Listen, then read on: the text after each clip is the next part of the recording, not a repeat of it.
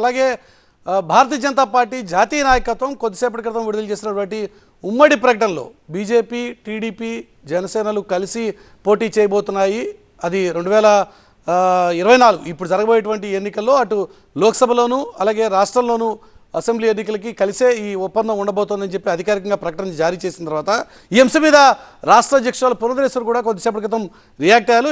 ఏపీలో మార్పు కోసమే జాతీయ నాయకత్వం ఈ నిర్ణయం తీసుకుంది అన్నది ప్రధానంగా పురంధరేశ్వరి ఇస్తున్నటువంటి సంకేతం. ఏపీ బీజేపీ అధ్యక్షురాలు పురంధరేశ్వరి లెక్క ప్రకారం అధిష్టానం ఎక్కడ పోటీ చేయమంటే తాను అక్కడ పోటీ చేయడానికి సిద్ధంగానే ఉన్నాను, కానీ రాష్ట్రంలో మార్పు అనివార్యం కాబట్టి ఈ మార్పు కోసమే జాతీయ నాయకత్వం పొత్తులకు సంబంధించి నిర్ణయం తీసుకుంది అన్నది పురంధరేశ్వరి మాట. ఇప్పటికే భారతీయ జనతా పార్టీ నాయకత్వం జాతీయ నాయకత్వం ఇచ్చినటువంటి ఆదేశాల మేరకు రాష్ట్రంలో ఉన్న మొత్తం 175 స్థానాలకి అభ్యర్థుల్ని ఖరారు చేసే ప్రక్రియలో భాగంగా గడిచిన 2-3 రోజులుగా పురంధరేశ్వరి ఢిల్లీలోనే ఉన్నారు. జాతీయ నాయకత్వానికి 175 స్థానాలకు సంబంధించిన అభ్యర్థుల పేర్లని ఇవ్వడం జరిగింది. కానీ జాతీయ నాయకత్వం కొద్దిసేపటి క్రితం ఇచ్చినటువంటి అధికారిక ప్రకటన తర్వాత పురంధరేశ్వరి స్పందన ఏంటో ఒకసారి చూద్దాం.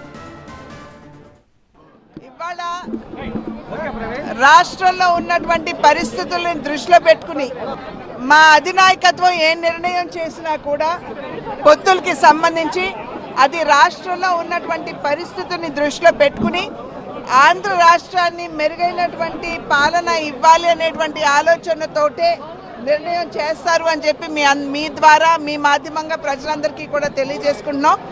రాష్ట్రంలో ఏ విధంగా అభివృద్ధి కుంటుపడిపోయిందో, ఏ విధంగా అవినీతి పేట్రేగిపోయిందో, ఏ విధంగా కక్ష సాధింపు చర్యల్లో ఈ ప్రభుత్వం మునిగి తేలుతుందో, ఏ విధమైనటువంటి విధ్వంసకర పాలన ఈ రాష్ట్రానికి అందించిందో ప్రజలందరికీ తెలుసు. ప్రజలు ఏ రకంగా మార్పు ఆకాంక్షిస్తున్నారో ఆ మేరకు మార్పు తీసుకురావాలి అనేటువంటి భావనతోటే మా నాయకత్వం, మా జాతీయ నాయకత్వం ఖచ్చితంగా వారి నిర్ణయం చేయడం జరుగుతుంది.